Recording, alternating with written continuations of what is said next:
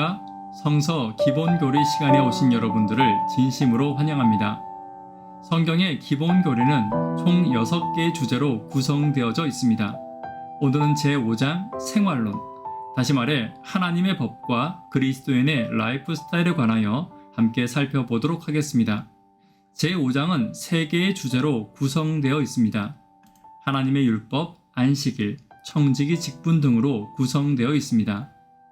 오늘은 첫 번째 시간으로 하나님의 율법 10계명에 관하여 함께 살펴보도록 하겠습니다. 하나님의 율법 10계명은 총 3개의 주제로 살펴보게 될 것입니다. 율법의 범위, 10계명의 영구성, 10계명과 복음을 함께 살펴보도록 하겠습니다. 첫 번째, 율법의 범위입니다. 유대인들은 율법에 관하여 이런 개념을 가지고 있었습니다. 유대인의 전승 탈무드에 의하면 모세 오경 속에는 613개의 계명들이 들어있다고 이야기합니다. 다시 말해 10계명 외에 600개가 넘는 계명들을 그들은 가지고 있었습니다. 모세의 율법은 총 4개로 분류될 수 있습니다. 도덕법, 제사법, 민법, 위생법. 이 4가지 법에 관하여 질문이 있은 분들은 소그룹 안에서 토론해 보시거나 혹 여의치 않으면 저에게 개인적으로 질문해 주시면 자세히 설명드리도록 하겠습니다. 10계명의 명칭을 살펴봅니다. 출애굽기 24장 12절은 여호와께서 모세에게 이르시되 너는 산에 올라 내가 그들에게 가르치도록 내가 율법과 계명을 친히 기록한 돌판을 내게 주리라. 다시 말해 10계명의 명칭은 하나님께서 모세를 불러 산에 올라 율법과 계명을 하나님이 친히 기록한 돌판을 10계명이라고 이야기하고 있는 것입니다. 그렇다면 율법의 명칭들은 어떻게 시작되었습니까? 신명기 4장 44절과 45절은 이렇게 기록하고 있습니다. 모세가 이스라엘 자손에게 선포한 율법은 이러하니라. 이스라엘 자손이 애굽에서 나온 후에 모세가 증언과 규례와 법도를 선포하였으니. 다시 말해 10계명이 하나님의 손에 의해 기록된 것이라면 율법들은 모세의 손에 의해 기록된 것임을 우리는 알 수 있을 것입니다. 율법은 다양한 명칭으로 쓰여지고 있습니다. 여호와의 율법, 여호와의 증거, 여호와의 교훈, 여호와의 계명, 여호와를 경외하는 도 등으로 성경은 사용되어지고 있습니다. 각각의 10계명과 율법은 보관된 위치도 달랐습니다. 보관된 위치와 그 의미들을 생각해 보도록 하겠습니다. 10계명은 어디에 위치되어 있습니까? 신명기 10장 2절입니다. 내가 깨트린 처음 판에 쓴 말을 내가 그 판에 쓰리니 너는 그것을 궤, 언약궤에 넣어 두어라 라고 말하고 있습니다. 그렇다면 율법은 어디에 위치해 있습니까? 모세가 쓴 것 말입니다. 신명기 31장 24절과 26절은 이렇게 이야기하고 있습니다. 모세가 이 율법의 말씀을 다 책에 써서 마친 후에 이 율법책을 가져다가 너희 하나님 여호와의 언약궤 곁에 두어 너희에게 증거가 되게 하라 라고 말씀하시고 계십니다. 누가복음 24장 27절은 구약의 위치에 관하여 이렇게 말합니다. 이에 모세와 모든 선지자의 글로 시작하여 모든 성경에 쓴 바 자기에 관한 것을 자세히 설명하시니라. 다시 말해 구약의 위치는 모세와 선지자의 글들, 다시 말하면 10계명과 하나님의 율법, 모세가 기록한 모든 율법을 포함하고 있음을 이야기하고 있습니다. 하나님의 율법의 범위를 우리는 이렇게 볼 수 있습니다. 10계명이 그 가운데 있습니다. 언약궤 속에 그 안에 있는 것입니다. 그리고 모세 오경이 그것을 둘러싸고 있으며 모세 오경은 구약 속에 포함되어져 있습니다. 그리고 구약은 성경 전체 안에 포함되어져 있는 것입니다. 다시 말해 10계명은 모든 성경의 기초요 초석이 되고 기준이 되는 것입니다. 어떤 성경이든지 간에 성경이 더 중요하거나 덜 중요하지는 않습니다. 그러나 10계명을 기준으로 삼아서 모세 오경이나 구약이나 성경 전체에 있는 내용들은 얼마든지 시대나 상황이나 또 사람에 따라서 다르게 해석될 수도 있음을 우리는 기억하고 있어야 합니다. 십계명은 기준되는 말씀이고 모세오경과 구약과 성경 전체의 내용은 시대에 맞는 예언의 신의 말씀이라는 것을 우리는 또한 살펴볼 수 있어야 하는 것입니다. 십계명의 영구성에 관하여 그럼 다시 한 번 더 자세히 살펴보도록 하겠습니다. 십계명은 하나님의 손으로 직접 기록되었습니다.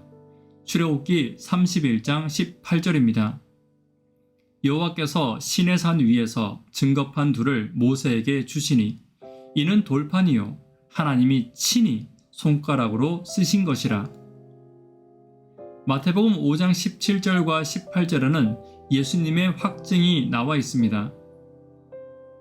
내가 율법이나 선지자를 폐하러 온 줄로 생각하지 말라. 폐하러 온 것이 아니요 완전하게 하려 함이라.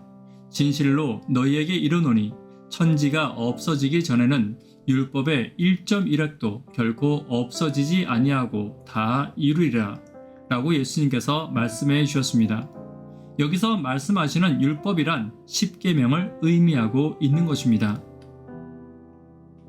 하늘 성소에 있는 하나님의 율법, 계명은 위대한 원본이며 돌판에 새겨지고 모세에 의해 오경에 기록된 그 계율들은 정확한 사본입니다. 이 중요한 점을 이해한 사람들은 하나님의 율법의 신성성과 불변성을 알게 되는 것입니다. 십계명과 복음의 관계를 함께 살펴보도록 하겠습니다.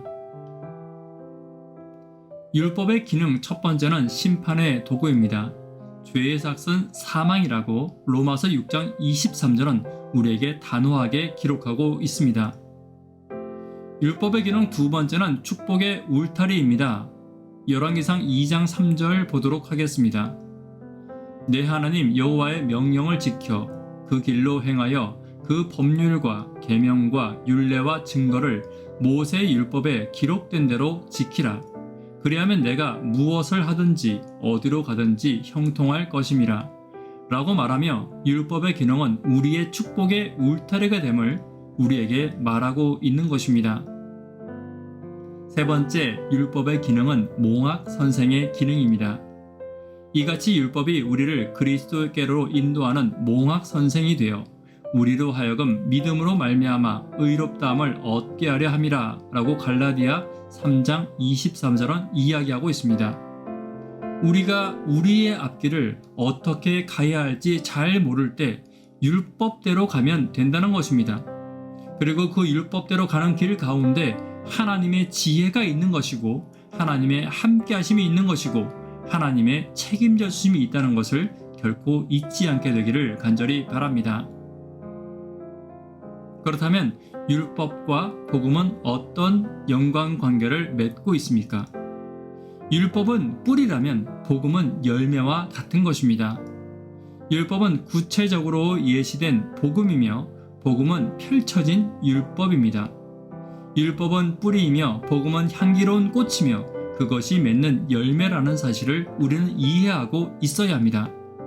다시 말하면 율법에 뿌리가 없는 복음은 복음이 될 수 없으며 복음이 없는 율법은 율법이 될 수 없다는 것을 기억해야 합니다.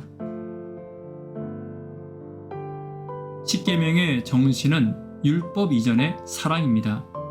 주 너희 하나님을 사랑하라 하셨으니 이것이 크고 첫째 되는 계명이요 둘째도 그와 같으니 내 이웃을 내 자신과 같이 사랑하라 하셨으니 라고 예수님께서 말씀해 주셨습니다.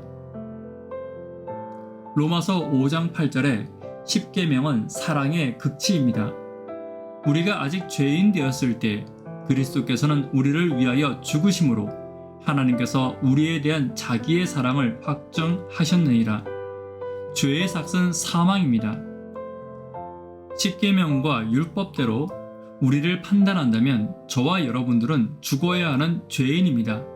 그러나 예수님은 율법대로 자신이 사망의 길을 걸어가셨습니다.